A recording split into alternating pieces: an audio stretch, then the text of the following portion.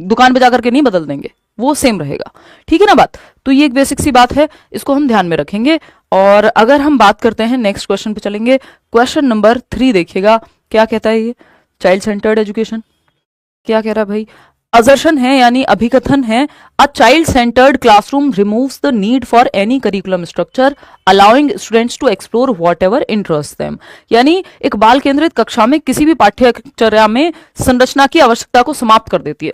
मतलब एक child centred classroom जो है करिकुलम स्ट्रक्चर की जरूरत ही नहीं है। अगर बाल केंद्रित है शिक्षा या कक्षा जहां बच्चे सेंटर में है, तो कोई करिकुलम, कोई सिलेबस, कोई प्लानिंग, किसी चीज की जरूरत नहीं है। नहीं भाई, जरूरत है तब भी, ये कहना गलत होगा। चाइल्ड सेंटर्ड क्लासरूम में भी करिकुलम या पाठ्यचर्या होती है जहां बच्चे सेंटर में है, बाल केंद्रित है, लेकिन वहां पे एक चीज का ध्यान रखा जाता है कि बच्चों को सेंटर में रख के करिकुलम बनाया जाए, बच्चों की नीड के अकॉर्डिंग फ्लेक्सिबल हो करिकुलम, लचीला हो, ना कि रिजिड या कठोर हो, फिक्स ना हो। ठीक, तो ये बात तो गलत हो जाएगी।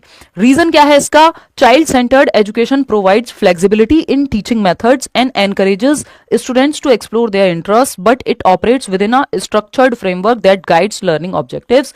यानी चाइल्ड सेंटर्ड एजुकेशन एक फ्लेक्सिबिलिटी प्रोवाइड करती है अपने टीचिंग मेथड्स। आप मल्टीपल मेथड्स, अलग अलग तरह के मेथड्स को अपना सकते हैं जरूरत के अनुसार, और ऐसा ही आपका करिकुलम होगा, जहां जरूरत हो आप बच्चे के अनुसार जा सकते हैं। तो ए तो फॉल्स है बट आर इज ट्रू, तो दोनों तो सही हो ही नहीं सकते क्योंकि ए तो पहले ही गलत है। तो fourth option is the right answer. आगे बढ़ेंगे नेक्स्ट क्वेश्चन पे। नेक्स्ट क्वेश्चन क्या है भाई?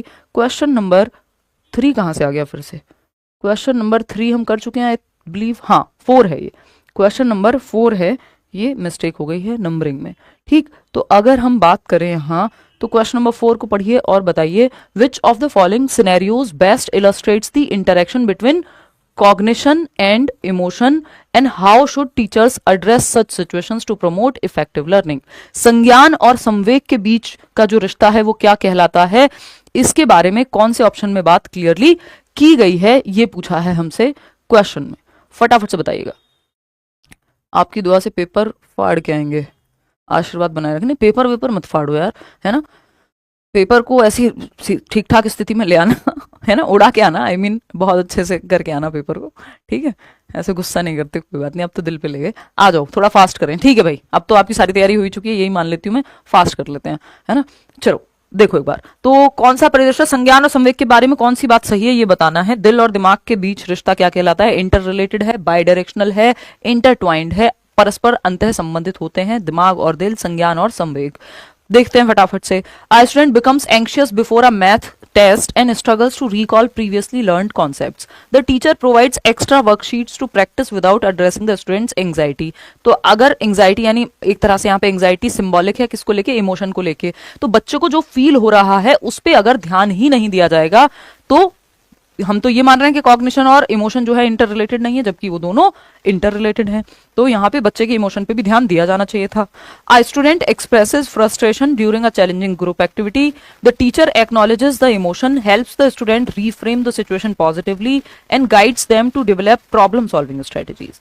ये बात सही है कि टीचर ने एक्नॉलेज किया बच्चे का इमोशन कि वो एंग्शियस है या फिर फ्रस्ट्रेशन महसूस कर रहा है ना, और बच्चे को फिर हेल्प किया पॉजिटिवली देखने के लिए। जैसे हमने कल क्या डिस्कशन किया था कि 2 दिन में सीटेट कैसे पास करें, तो अब क्या हुआ, आप सब फ्रस्ट्रेटेड तो नहीं कहेंगे, एंग्शियस थे, पेपर को लेके चिंता में थे। तो क्या हमने बातचीत की कि पॉजिटिवली कैसे देखा जा सकता है 2 दिन में, हद से हद क्या होगा देखा जाएगा, अभी तो पढ़ ही सकते हैं। तो ये क्या हुआ, हमने एक डिस्कशन किया जिससे रिफ्रेम द सिचुएशन पॉजिटिवली, हमने सकारात्मक रूप से देखा उस सिचुएशन को और प्रॉब्लम सॉल्विंग स्ट्रेटजी अपनाई कि ये करके देख लेते हैं और एक्साइटेड होकर के पेपर देने जाइए। तो ये एक अच्छा तरीका है, क्योंकि संज्ञान और संवेग, अगर आप एक्साइटेड होकर खुशी से पेपर देने जा रहे हैं, थोड़ा पॉजिटिव इमोशंस के साथ जा रहे हैं, पॉजिटिव अप्रोच के साथ जा रहे हैं, तो बेहतर परफॉर्म करते हैं, इस बात में कोई भी दोराय नहीं है ना। फिर आते हैं थर्ड ऑप्शन पे। आ स्टूडेंट, नहीं तो अगर बहुत फ्रस्ट्रेशन है या एंग्जाइटी है, बहुत ज्यादा जरूरत से ज्यादा प्रेशर है, थोड़ा बहुत डर लगना लाजमी है, तो वो फिर क्रिपलिंग हो जाता है, मतलब वहां परफॉर्म नहीं कर पाता इंसान। फिर आते हैं थर्ड ऑप्शन पे। A student demonstrates excitement about a new project but lacks the cognitive skills to plan and complete it. The teacher discourages the student from participating until they improve their academic skills. तो ये कहना गलत है कि बच्चा अगर excitement महसूस करता है about a new project but lacks the cognitive skills to plan and complete it, the teacher discourages the student from participating. तो ये कहना गलत होगा, बच्चे को मौका तो दिया ही जाना चाहिए, ये तो बात गलत ही है, बच्चे के फेवर में नहीं है। आपको सिंपल देखना है, बच्चा एक्टिव होना चाहिए, बच्चे के फेवर में होनी चाहिए बात। ये 2 बातें जहां जा रही हैं वो ऑप्शन सही है, पेडागोजी में फंसेंगे नहीं आप। ठीक, a student shows indifference toward class discussions but the teacher continues with the lesson without investigating. नहीं, हमें बच्चे के पक्ष में चाहिए जो सेकंड ऑप्शन में ही हमें नजर आ रहा है कि बच्चे के इमोशंस को पॉजिटिवली यहाँ टैकल किया गया, जिससे उसका दिमाग भी फिर ठीक से काम करेगा। बहुत बड़ा क्वेश्चन है, काफी लेंदी है, थोड़ा सा कोशिश कीजिए कि पढ़ के जवाब देने का। बेसिकली सोशलाइजेशन पे ही है। ऐसा कई बार सीटेट करता है कि लेंदी बना देता है सवालों को। हमारी टीम ने भी पूरी कोशिश की है कि लेंदी बना दिया जाए सवालों को। फटाफट से आप बताइए, फिर हम आगे बढ़ेंगे। मैम दिख नहीं रहा, फोन को ऐसे लिटा लीजिए, ठीक है ना, आई मीन हॉरिजॉन्टल, हॉरिजॉन्टल उसमें देख लीजिए, फटाफट से देखो।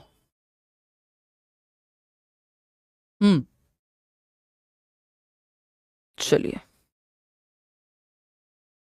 बढ़े आगे। बहुत बढ़िया। देखिए हाँ, टाइम आज थोड़ा अनयूजुअल है क्योंकि 9 बजे हम वो डिस्कशन करेंगे। वैसे मेरा प्लान तो ये था कि 9 बजे इसको करें, बट फिर चलिए आ जाइए। थैंक यू मैम, आप बहुत मोटिवेट करते हो। चलिए आ जाइए, पढ़ना भी है साथ साथ। The process of socialisation begins early in a child's life and continues throughout their development. As children grow older their social circles and environments expand bringing new agents of socialisation. बच्चे जैसे जैसे बड़े होते हैं नए वाहक आ जाते हैं समाजीकरण के। समाजीकरण क्या है? समाज में रहना सीखते हैं। वाहक क्या है? कभी दोस्त भी आ रहे हैं, टीचर्स आ रहे हैं, नए नए लोग, और इंटरनेट आ गया, अलग अलग तरह के वाहक वो दुनिया में निकलता है बच्चा, तो अलग अलग तरह से समाजीकरण होता है। One of the primary agents of socialisation in early childhood is the family. लेकिन प्राथमिक एजेंट क्या है अर्ली चाइल्डहुड में? 2 से 6 वर्ष में वो परिवार ही है, क्योंकि उस टाइम पे ना तो उसके बहुत ज्यादा दोस्त होते हैं, ना वो बहुत ज्यादा स्कूल में उतना घुलता मिलता है जितना वो परिवार में घुलेगा मिलेगा 2 से 6 वर्ष में। और प्रॉपर स्कूल तो होता भी नहीं, वो तो प्ले वे में जाता है उस समय पे। तो which is responsible for imparting values, norms and behaviours that form the foundation of the child's personality. However socialisation also extends beyond the family environment and includes other agents such as peers, schools, and media. Considering the role of different agents in the socialization process, which of the following statements best explains the relationship between family, peers, and other agents of socialization in shaping a child's behavior? तो परिवार और peers का क्या role है, ये पूछा है हमसे सामाजिकरण की प्रक्रिया में। देखिए फटाफट से, पहला ऑप्शन है the family is the only agent. Only के साथ तो हमें जाना ही नहीं होता, ओनली एजेंट कैसे? फैमिली, बाकी भी तो इंपॉर्टेंट है। Peers and schools take over the primary role of socialisation as children grow older with the family's influence becomes less significant. कुछ हद तक बात सही है। The family serves as the primary agent of socialisation in early childhood but peers, schools and media influence and reinforce those these values and behaviors as the child grows older। ये कहीं बेहतर है, क्योंकि ऐसा नहीं है कि बिल्कुल ही लेस सिग्निफिकेंट बन जाएगा। वो प्राथमिक तो है ही परिवार, ऐसा नहीं है कि बिल्कुल सिग्निफिकेंट ही नहीं रहेगा। हाँ, एक टाइम के बाद पीयर्स का रोल ज्यादा बढ़ जाता है, लेकिन इनसिग्निफिकेंट नहीं होगा परिवार की वैल्यू। फोर्थ ऑप्शन है peer influence is more important than family influence. ये कहना गलत होगा, तो थर्ड ऑप्शन के साथ ही हम यहाँ पे जाएंगे कि मीडिया का और इन सबका इन्फ्लुएंस बढ़ जाता है जैसे ही बच्चा जो है बड़ा होता है। अर्ली चाइल्डहुड तक अगर हम देखें 2 से 6 में, तो परिवार का रोल ज्यादा है, ठीक है ना। तो थर्ड ऑप्शन यहां बेहतर है। क्वेश्चन नंबर 6 देखिएगा और बताइएगा। क्वेश्चन नंबर 6 देखिएगा और बताइएगा क्या कहना चाहता है कवि, फटाफट से। क्वेश्चन नंबर 6 ये है, according to Vygotsky however language plays an even more central role as it is not only reflects but also shapes a child's cognitive development। यानी वाइगॉत्स्की के अनुसार भाषा एक महत्वपूर्ण भूमिका निभाती है दिमाग के विकास में या संज्ञान के विकास में। बात सही है नहीं? Vygotsky believed that language, especially through social interactions, is critical in the development of higher order thinking skills। higher order thinking skills वो होती हैं जो गिफ्टेड बच्चों को, हॉट्स जिनको कहते हैं हम, मुश्किल क्वेश्चंस होते थे ना हायर ऑर्डर थिंकिंग स्किल्स वाले, तो उच्च चिंतन जिसमें शामिल होता है। तो Vygotsky कह रहे हैं लैंग्वेज का बहुत महत्वपूर्ण रोल है इवन आपकी हायर लेवल थिंकिंग को डेवलप कराने में। बात सही है या नहीं है? बताओ एक बार, सही लग रही है बात? कोई और दिक्कत हो तो बताओ, है ना। हाँ, मेरी बेटी को आप बहुत पसंद, थैंक यू सो मच भाई प्रियंका। पूरा कमेंट तो मैं नहीं पढ़ पाई हूँ, बट हाँ धन्यवाद। जल्दी पोल डालती हैं और हटा भी देती हैं, निशा को पीटो। ऐसे टीचर बनोगे शिवानी? निशा नहीं है और यहाँ पे राहुल है, तो ऐसी ऐसी हरकतें नहीं करनी है, मारपीट की बातें नहीं करनी है, जुबान से बातें करनी है, ठीक है जी। चलें आगे बढ़े, बहुत ही बढ़िया, बढ़ा जाए आगे। भाई ये फ़ोन क्यों बजता है इतना? मैं इस फ़ोन से ही दुखी हूँ, देखिएगा। तो अगर हम बात करते हैं